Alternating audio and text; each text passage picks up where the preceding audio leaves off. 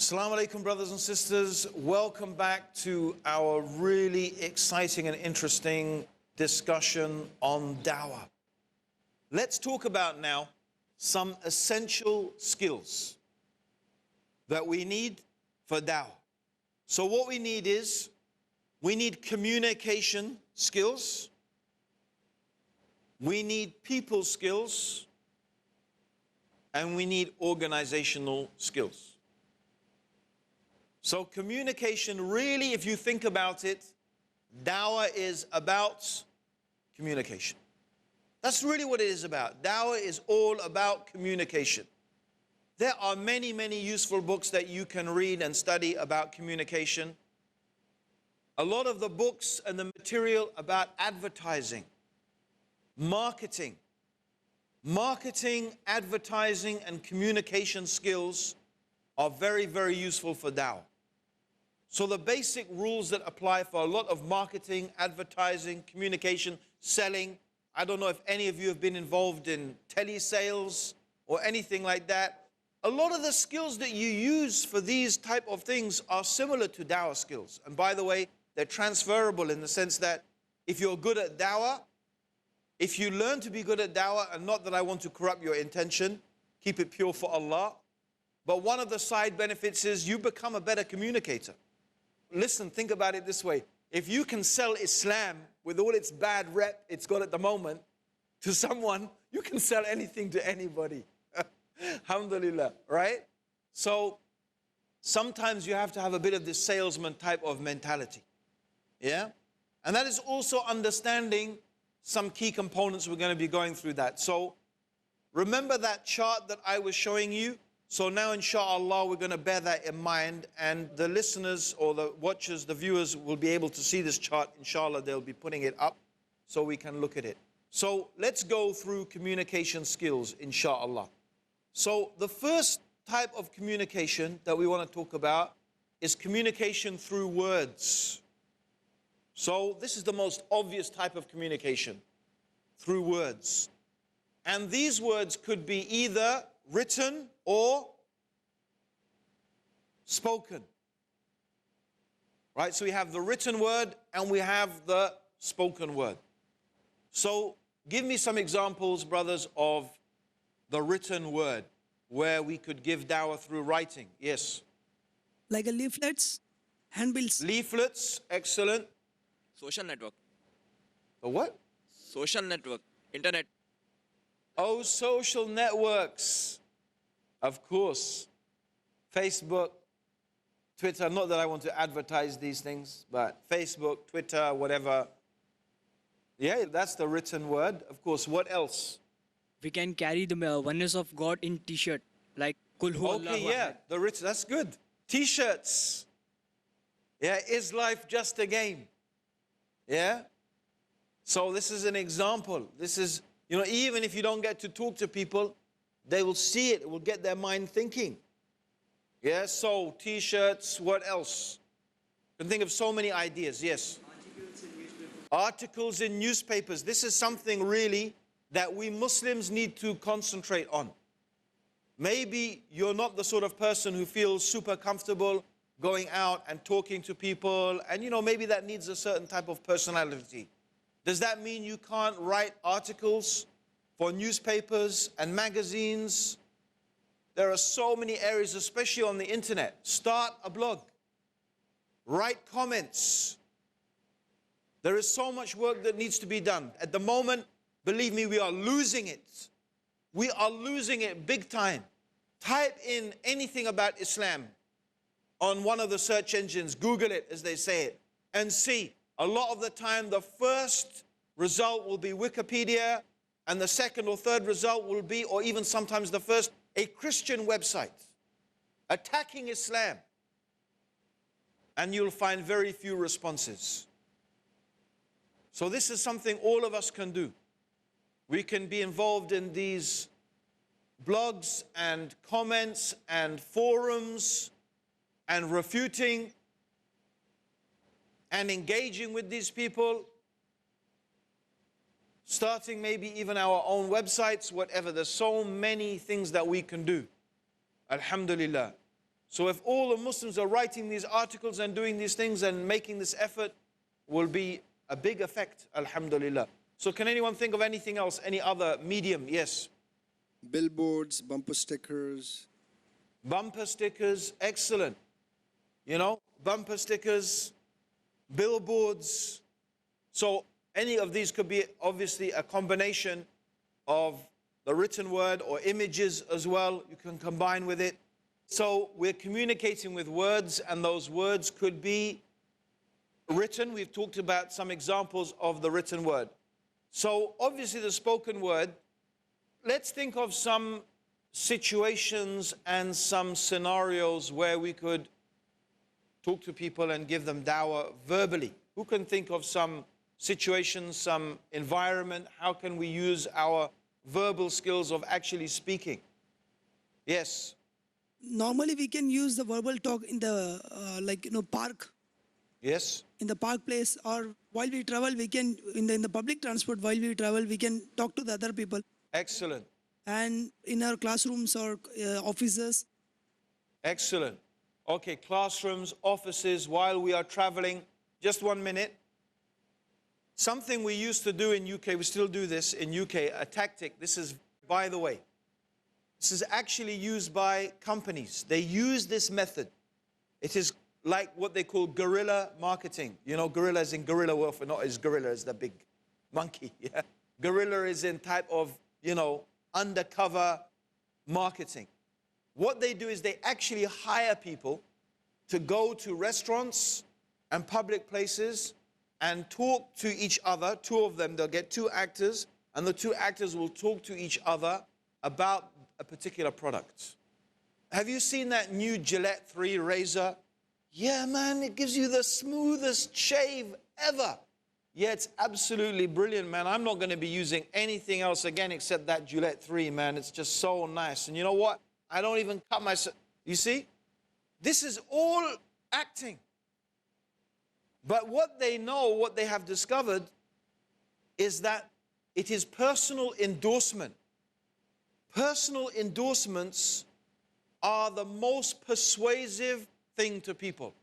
More persuasive than all of the advertisements. And, you know, when your friend or someone you know, or even you hear someone endorsing something, this is most persuasive. This, by the way, is also why one-to-one dawah, talking to people, is the most effective way in terms of actually getting the message across. So what we do sometimes, and I give you one example.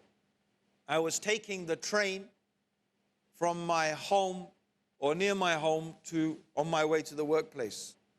And sometimes I used to meet this brother who's also a convert to Islam. He has a big ginger beard.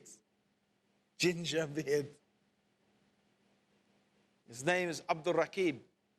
I used to meet him on the train sometimes. He lived near me. And on one particular journey, we started a conversation. And this conversation was about the Bible, and it was about Christianity. And what we found is the whole, I mean, they're not usually noisy, but the whole carriage was completely silent. And you could see there was one woman who for the whole 40-minute journey didn't change the page of her newspaper once. She was reading the newspaper, and she wasn't reading the newspaper, she was listening. And me and the brother, we realized that people were listening, so we started to talk a bit louder, and then we made our conversation into more of a dawah conversation. You see, so this is very effective, because sometimes when you are talking to a person directly, they can feel it's a confrontation, you know? But this way, they can listen or not listen, it's up to them. They don't feel that someone is preaching to them, but they can listen into the conversation and make up their own mind. So this can also be very, very effective. Yeah, so this is a great way that if you're traveling together, you can even plan this in advance. We have done this. Even I said with my son, one of my sons, we have a code word. What we need is a code word so that when an opportunity to do this type of conversation comes, you know, I'll say something like, you know, this is a good chance for a dawah conversation or something like that. So we'll start, he'll say, so, you know, Abba, how do we really know that such and such and this and that? And, you know, so we start the conversation. Just like it's natural. And people will be listening. This is clever, right? Okay, so this is one thing you can do. Alhamdulillah, something like this. So there's many, of course, situations where you can give dawah directly or indirectly. But the key here, brothers and sisters, the key or the quality that we want to try and bring to our speech, whether it is written or spoken. This, by the way, is especially true of the written word. We need clarity. It needs to be clear, understandable. When it comes to the written word, making it short and concise and clear, this is what we need to aim for. Clarity, short, concise, easy to understand. Most people these days don't like to read a lot. Brothers and sisters, we're going to take a short break. Don't go away. We'll be back soon, inshallah.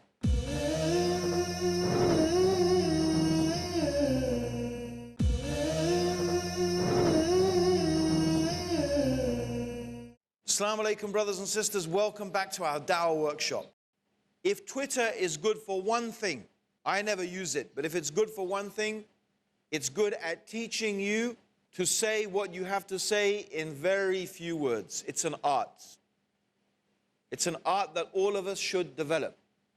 And this, by the way, is one of the amazing qualities of the Quran. In fact, it is a type of proof of the miraculous nature of the Quran. Most of the ayat of the Quran are short sentences. An amazing thing about the Quran is that it only has around 100,000 words. That's very few words. If you think about it in terms of the actual size of the book, in the number of words, the Quran is a small book. Yet, the depth of meaning in the Quran is actually unlimited. Anyone who studies the Quran deeply will tell you it is like an ocean with no bottom. You will read the Quran, and every time you read it, subhanAllah, you come across something new, something you didn't discover before. How is that possible? And some people read the Quran every day or every week, and still they will come across something new. This is an amazing quality that the Quran manages to convey a very big meaning in very few words. So this is what we want to try and achieve with our speech. Clarity of speech.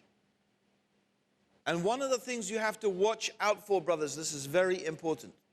And brothers and sisters listening, watch out for the curse of knowledge.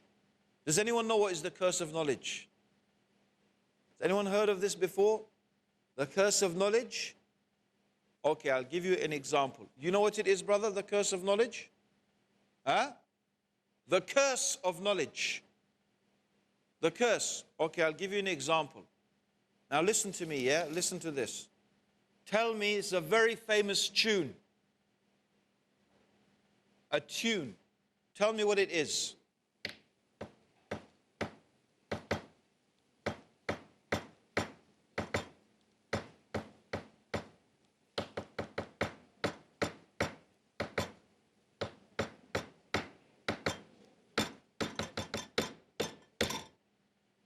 What's that tune?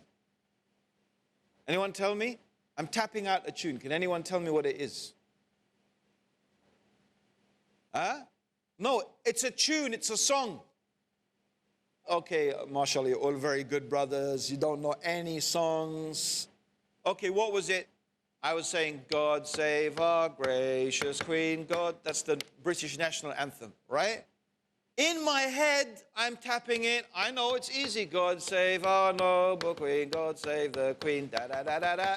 You see? So I know it in my head. It's obvious to me. But to you, it's just like tick-tock, ticky-tick. What's that? Doesn't mean anything. This is the curse of knowledge. The curse of knowledge is you know what's going on, you know what you mean, but when you are conveying it to people, when you're explaining it to people, when you're tapping it out, they have no idea. But you think they understand because you understand. You think they understand, but they don't. Because you may as well be tapping with a pen. This is why a lot of miscommunication takes place. Because you're talking to people, you think they understand what you're saying and they have no idea. They think something totally different. Exactly, this thing happened to me recently when I was communicating with an estate agent. I was renting a house, I was communicating with the estate agent. The estate agent was telling me, you need to do this and you need to do that. For her, she understood exactly what this meant because she deals with these things every day. I had never dealt with these things before. I didn't understand what she was going. I had something totally different in my mind. And then I wrote an email to her. I thought it was obvious what I was saying. In fact, when we had an argument afterwards, but you meant this. No, I said, you said this. And she said, no, you said this. And I said, no, but I said this, right? When I went back after the argument and I checked my email, in fact, I hadn't detailed any of the things that I thought I had in the email. The implication was there, but I didn't explain it properly. I just thought because it was in my head, she would understand. And she thought the same thing. So this is the curse of knowledge. You know what you mean. It doesn't mean that everybody else knows what you mean, right? So when you speak and when you write and when you say something, you have to put yourself in the shoes of the person who's listening to you, right? Don't presume that the person understands. And this is the problem as well. We already talked about this, using a lot of Arabisms, using a lot of words. You understand them. Does that mean the person understands? How about with something as simple as the concept of God? When you say the word God or Allah or whatever term they may use in your language or your culture, Huda, whatever it may be, yeah? You have in your mind a concept which you understand. But you may find the person who you're talking to has a totally different concept in their mind. I'll give you an example from my own dawah experience. This is an amazing example. For about 5 years, I used to work in the London Central Mosque. That's the Central Mosque in London. Beautiful building. You can Google it. You can see the picture, beautiful golden dome. It's a very famous building. London Central Mosque, the Islamic Cultural Center in London Central Mosque. Very famous mosque, beautiful building. I used to work there. And what was my job? I used to talk to people who wanted to find out about Islam. We used to have about 10,000 school children, most of them English kids, coming to the mosque every year, 10,000 a year. It's a lot. So I used to take them round and explain to them about the mosque and about Islam. Anyway, one day, this guy comes into my office and he sits down and he starts saying, look, I've been living amongst Muslims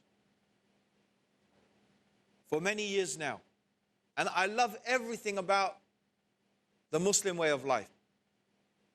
They don't drink alcohol, and I don't drink alcohol. It's stupid. How can anyone drink alcohol? It's poison. This is what he's saying to me. They don't eat pig. I agree with that. It's unclean. I love the family life. They really care about families. They have a good family life. They have communities. I like the way they're with each other. You know, everything I see about the Muslims, I like the way they live their life. This is a white English guy saying, I want to be a Muslim. I said, that's fantastic. He said, look, there's only one thing. I don't believe in God. Do I have to believe in God to be a Muslim? Now remember what we were saying about dawah through example? The guy wanted to be a Muslim. That's fantastic. But he didn't even know, do I really need to believe in God? Is it important? Can't I just live my life in this beautiful way? So, His question to me is, do I have to believe in God in order to be a Muslim? What do you think I said to him? What do you think I said? What's the obvious answer? Well, that's not what I said to him, though. I didn't say the obvious answer. So what do you think I said to him? Can anyone guess? What do you think? Yeah, that would have been a good thing to say. What do you think? So you put it back, you get him to explain himself, but I didn't say that. Well, he said, I like this, I like that, but do I have to believe in God? So the right answer is, well, to live like that and do like that, you have to believe in God. That, again, that's obvious to say that. I didn't say that. Remember, this is connected with our discussion. I didn't bring this story up randomly. I brought this story up for a reason. We were having a discussion about the curse of knowledge. We were having a discussion about how you can be thinking one thing and the person can be thinking something else. So that's the context I brought this story up in. Okay, I tell you what I said to him.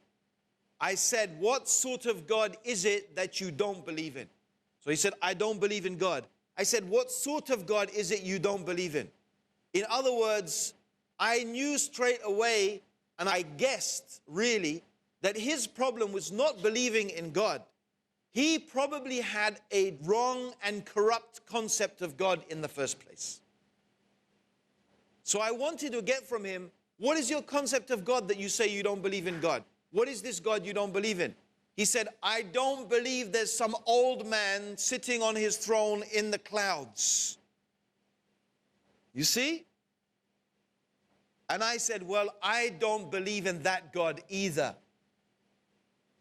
You see?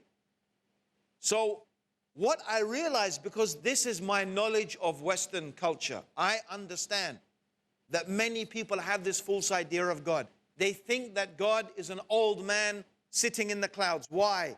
Because they see the picture of the Sistine Chapel with God as a naked old man with no clothes, with a beard, white beard, sitting in the clouds, stretching his hand out, and Adam is stretching his finger out. You often see that picture of the two fingers like that. That's God and Adam. They have this picture of God as this old man sitting in the clouds. He says, I don't believe in that God. Don't forget, brothers and sisters, implement what you've been learning in these programs. Join us for the next episode. Until then, Assalamu alaikum wa rahmatullahi wa barakatuh.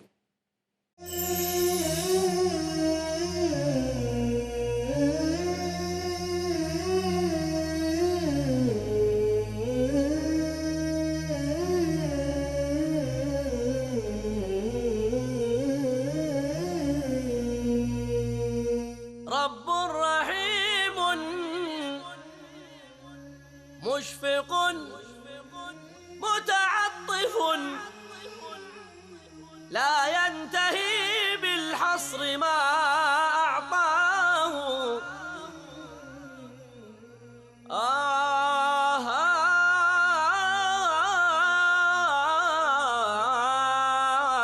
رب رحيم مشفق متعطف